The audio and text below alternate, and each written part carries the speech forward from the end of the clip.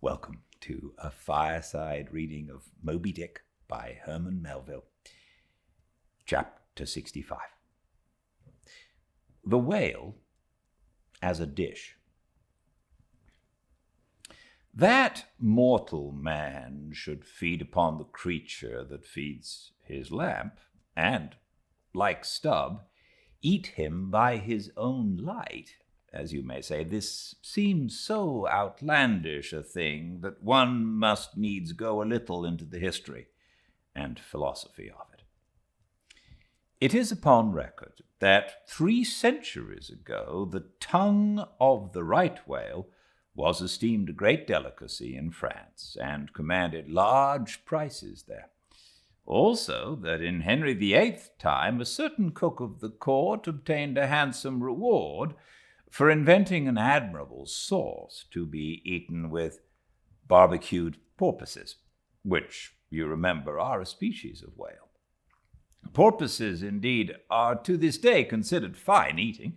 The meat is made into balls about the size of billiard balls, and being well seasoned and spiced, might be taken for turtle balls or veal balls. The old monks of Dunfermline were very fond of them. They had a great porpoise grant from the crown. The fact is that among his hunters, at least, the whale would by all hands be considered a noble dish, were there not so much of him. But when you come to sit down before a meat pie nearly 100 feet long, it takes away your appetite. Only the most unprejudiced of men like Stubb nowadays partake of cooked whales, but the Eskimo are not so fastidious. We all know how they live upon whales and have rare old vintages of prime old train oil. Zogrander, one of their most famous doctors, recommends strips of blubber for infants as being exceedingly juicy and nourishing. And this reminds me that certain Englishmen, who long ago were accidentally left in Greenland by a whaling vessel, that these men actually lived for several months on the moldy scraps of whales which had been left ashore after trying out the blubber. Among the Dutch whalemen, these scraps are called fritters, which indeed they greatly resemble, being brown and crisp and smelling something like old Amsterdam housewives' donuts or olie-cooks when fresh. They have such an eatable look that the most self-denying stranger can hardly keep his hands off. But what further depreciates the whale as a civilized dish is his exceeding richness. He is the great prize ox of the sea, too fat to be delicately good. Look at his hump, which would be as fine eating as the buffalo's, which is esteemed a rare dish, were it not such a solid pyramid of fat. But the spermaceti himself, how bland and creamy that is, like the transparent, half-jellied white meat of a coconut in the 3rd month of its growth, yet far too rich to supply a substitute for butter. Nevertheless, many whalemen have a method of absorbing it into some other substance and then partaking of it. In the long try-watches of the night, it is a common thing for the seamen to dip their ship biscuit into the huge oil pots and let them fry there a while. Many a good supper have I thus made. In the case of a small sperm whale, the brains are accounted a fine dish. The casket of the skull is broken into with an axe, and the 2 plump whitish lobes being withdrawn, precisely resembling 2 large puddings, they are then mixed with flour and cooked into a most delectable mess, in flavor somewhat resembling calf's head, which is quite a dish among some epicures. And everyone knows that some young bucks among the epicures, by continually dining upon calves' brains, by and by get to have a little brains of their own, so as to be able to tell a calf's head from their own head, which indeed requires uncommon discrimination. And that is the reason why a young buck with an intelligent-looking calf's head before him is somehow one of the saddest sights you can see. The head looks sort of reproachfully at him with an et tu, Brute expression. It is not, perhaps, entirely because the whale is so excessively unctuous that landsmen seem to regard the eating of him with abhorrence. That appears to result in some way from the consideration before mentioned, i.e., that a man should eat a newly murdered thing of the sea, and eat it too by its own light. But no doubt the first man that ever murdered an ox was regarded as a murderer. Perhaps he was hung, and if he'd been put on his trial by oxen, he certainly would have been. And he certainly deserved it, if any murderer does. Go to the meat market of a Saturday night and see the crowds of live bipeds staring up at the long rows of dead quadrupeds. Does not that sight take a tooth out of the cannibal's jaw? Cannibals. Who is not a cannibal? I tell you, it will be more tolerable for the Fiji that salted down a lean missionary in his cellar against a coming famine. It will be more tolerable for that provident Fiji, I say, in the day of judgment, than for thee, civilized and enlightened gourmand, who nailest geese to the ground and feastest on their bloated livers in thy pâté de foie gras. But Stubb, he eats the whale by his own light, does he? And that is adding insult to injury, is it? Look at your knife handle there, my civilized and enlightened gourmand, dining off that roast beef. What is that handle made of? What but the bones of the brother of the very ox you were eating? And what do you pick your teeth with after devouring that fat goose? With a feather of the same fowl. And with what quill did the Secretary of the Society for the Suppression of Cruelty to Ganders formally indict his circulars? It is only within the last month or two that that society passed a resolution to patronize nothing but steel pens.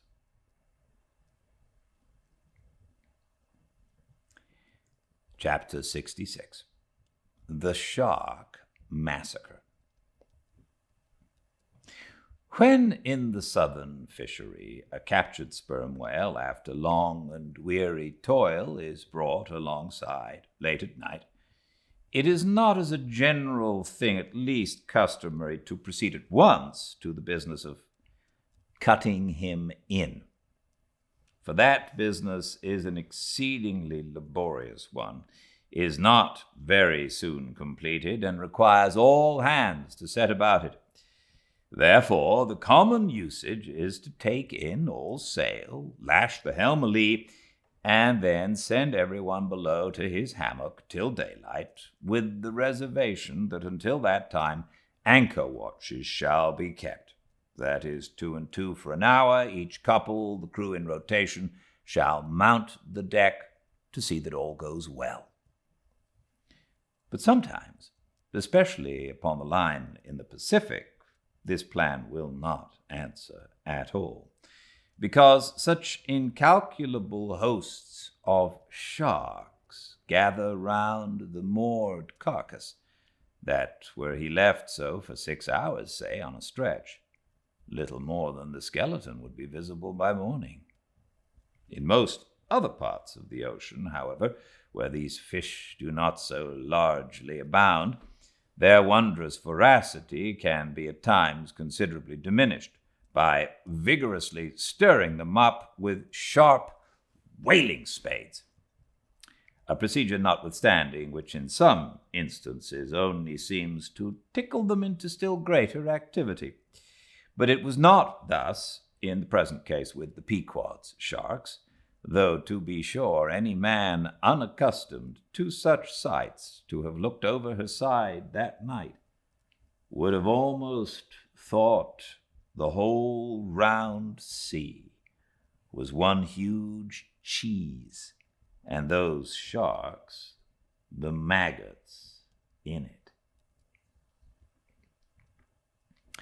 Nevertheless, upon Stubb setting the anchor watch after his supper was concluded, and when accordingly Queequeg and a forecastle seaman came on deck, no small excitement was created among the sharks, for immediately suspending the cutting stages over the side and lowering 3 lanterns so that they cast long gleams of light over the turbid sea, these 2 mariners, darting their long whaling spades, kept up an incessant murdering of the sharks. Footnote: the whaling spade used for cutting in is made of the very best steel, is about the bigness of a man's spread hand, and in general shape corresponds to the garden implement after which it is named. Only its sides are perfectly flat, and its upper end considerably narrower than the lower. This weapon is always kept as sharp as possible, and when being used is occasionally honed just like a razor. In its socket, a stiff pole from 20 to 30 feet long is inserted for a handle. But in the foamy confusion of their mixed and struggling hosts, the marksmen could not always hit their mark, and this brought about new revelations of the incredible ferocity of the foe. They viciously snapped, not only at each other's disembowelments, but like flexible bows bent round and bit their own, till those entrails seemed swallowed over and over again by the same mouth, to be oppositely voided by the gaping wound. Nor was this all. It was unsafe to meddle with the corpses and ghosts of these creatures. A sort of generic or pantheistic vitality seemed to lurk in their very joints and bones after what might be called the individual life had departed. Killed and hoisted on deck for the sake of his skin, one of these sharks almost took poor Queequeg's hand off when he tried to shut down the dead lid of his murderous jaw. "Queequeg no care what God made him, shark," said the savage, agonizingly lifting his hand up and down. "Whether Fiji god or Nantucket god, but the god what made shark must be one damn Injun."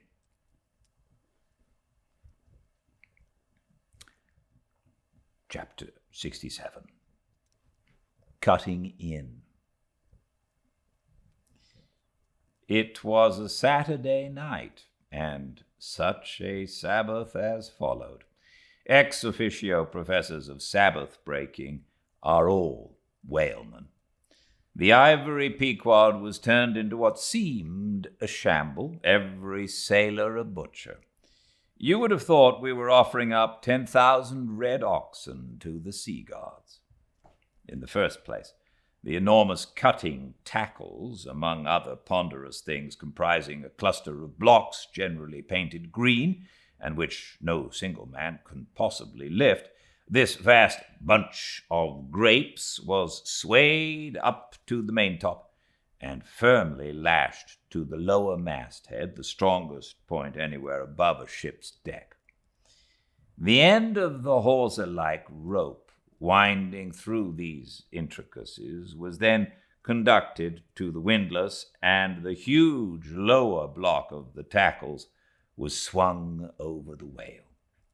To this block the great blubber hook, weighing some 100 pounds, was attached, and now, suspended in stages over the side, Starbuck and Stubb, the mates, armed with their long spades, began cutting a hole in the body for the insertion of the hook just above the nearest of the two side fins.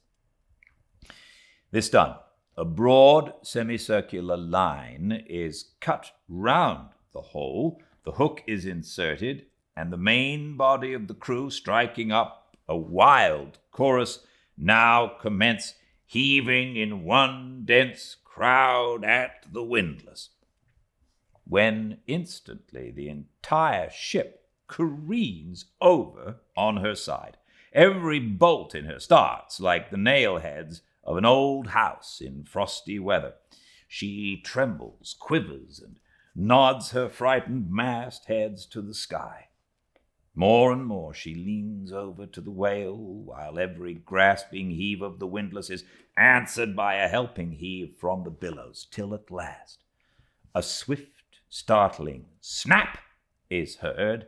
With a great swash, the ship rolls upwards and backwards from the whale, and the triumphant tackle rises into sight, dragging after it the disengaged semicircular end of the first strip of blubber.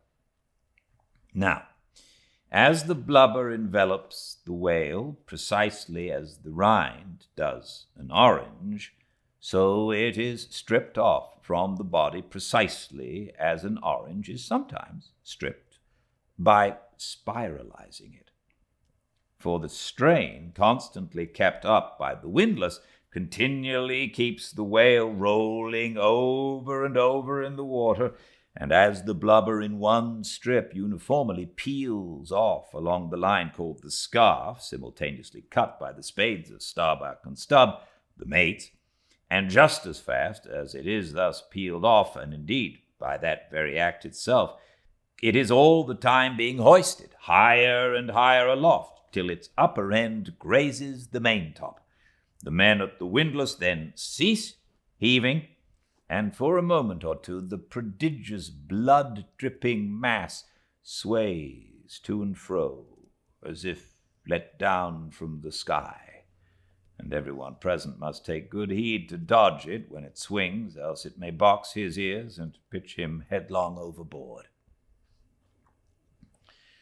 One of the attending harpooneers now advances with a long, keen weapon called a boarding sword, and, watching his chance, he dexterously slices out a considerable hole in the lower part of the swaying mass. Into this hole, the end of the second alternating great tackle is then hooked, so as to retain a hold upon the blubber, in order to prepare for what follows, whereupon this accomplished swordsman, warning all hands to stand off, once more makes a scientific dash at the mass, and with a few slicings sidelong, and with a few sidelong desperate lunging slices, severs it completely in twain, so that while the short lower part is still fast, the long upper strip, called a blanket piece, swings clear and is ready for lowering. The heavers forward now resume their song, and while the one tackle is peeling and hoisting a second strip from the whale, the other is slowly slackened away, and down goes the first strip through the main hatchway right beneath into an unfurnished parlor called the blubber room. Into this twilight apartment sundry nimble hands keep coiling away the long blanket piece as if it were a great live mass of plaited serpents. And thus the work proceeds, and the two tackles hoisting and lowering simultaneously, both whale and windlass heaving, the heavers singing, the blubber-room gentlemen coiling, the mates scarfing, the ships straining, and all hands swearing occasionally by way of assuaging the general friction.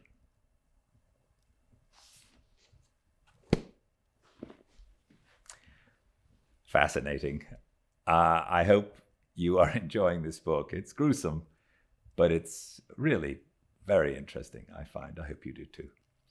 I'm going to see you tomorrow, I hope, same time and place, 5 Pacific, at Fireside Reading on Instagram, or the YouTube channel Fireside Reading, where all the chapters are put and all the books that we've done. You can check them all out. And please, if you like, comment and like and subscribe. Until I see you again, please be very well. Good night.